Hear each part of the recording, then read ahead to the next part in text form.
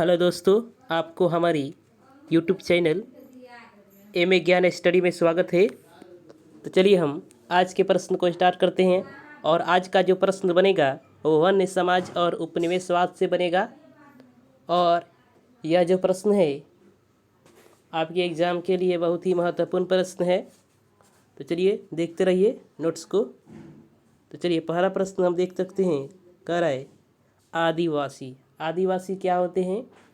तो भारतीय प्रायद्वीप के मूल निवासी को आदिवासी कहा जाता है। भारतीय प्रायद्वीप है, इस पर जो मूल निवासी है उसी को आदिवासी कहा जाता है। चलिए अगले प्रश्न की तरफ चलते हैं। अगला प्रश्न 2 नंबर से कह रहे भारत में आदिवासी की आबादी कितनी है? तो अफ्रीका के बाद सर्वाधिक, यानी सबसे अधिक आदिवासी कहाँ पाए जाते हैं? अफ्रीका में। उसके बाद से भारत में आदिवासियों की संख्या है, दूसरे नंबर स्थान पर है भारत। अब आते हैं 3 प्रश्न, आदिवासी तथा वन्य के बीच संबंध सहजीवी संबंध होता है। आदिवासी और वन्य के बीच जो होता है सहजीवी संबंध होता है। आदिवासी ज़्यादातर वन्य में ही निवास करते हैं, इस बात को आप समझेंगे। आइए अगले प्रश्न की तरफ चलते हैं। तो अगला प्रश्न जो 4 नंबर प्रश्न कर रहे आदिवासी का संस्कृति किससे प्रभावित होता है? वनों से। आदिवासी का जो सारा संस्कृति जो होता है वह वन पर ही आधारित होते हैं आदिवासी। तो उनका पूरा संस्कृति जो होता है वो वन से ही क्या होता है? प्रभावित होता है। अब आते हैं 5 नंबर, भारत की सबसे बड़ी जनजाति कौन है? भील जनजाति। बहुत ही महत्वपूर्ण प्रश्न है। ऑब्जेक्टिव के रूप में आपको पूछा जा सकता है कि भारत की सबसे बड़ी जनजाति का नाम क्या है? भील जनजाति। आइए अगले प्रश्न की तरफ चलते हैं। 6 नंबर, भारत की दूसरी बड़ी जनजाति का नाम क्या है? गोंड जनजाति।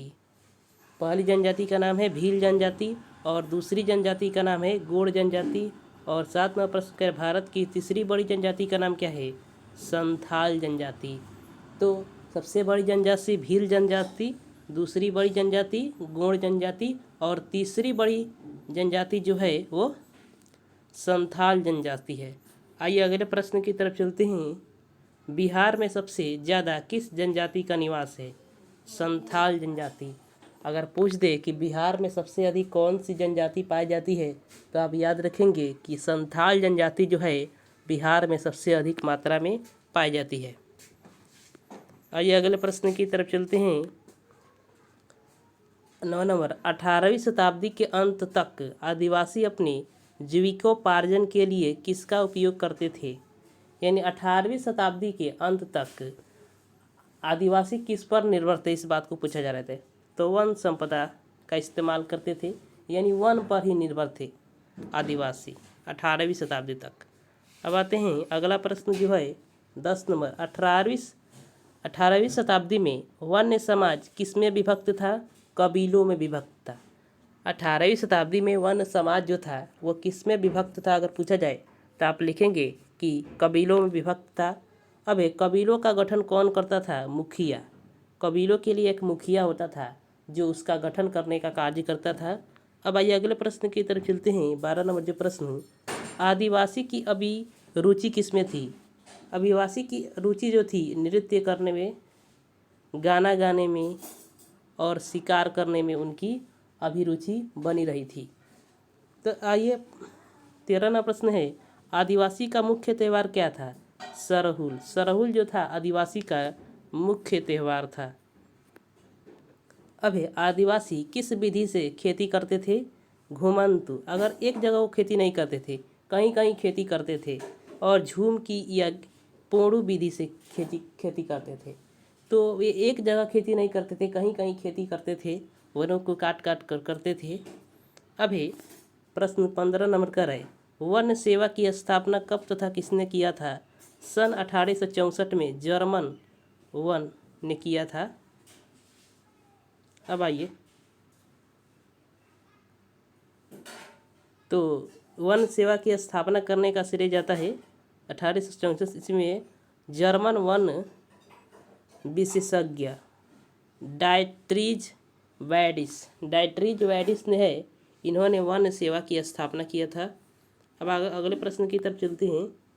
बड़ी संख्या में जनजातीय जनजातियों ने किस धर्म को अपनाया? ईसाई धर्म को। सबसे ज़्यादा जनजाति जो धर्म को अपनाई थी तो उसका नाम है ईसाई धर्म।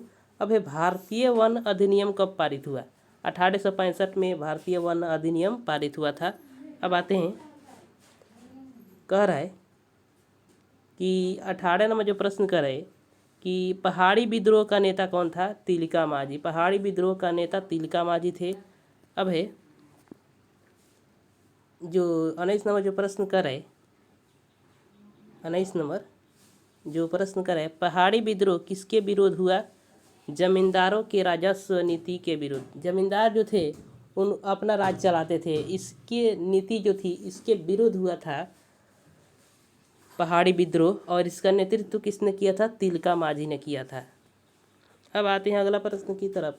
कह रहे तिलका मांझी का जन्म कब तथा कहाँ हुआ था? सन 1765 में ईस्वी में भागलपुर प्रमंडल स्थित सल्तनागंज के पास तिलकपुर गांव में हुआ था।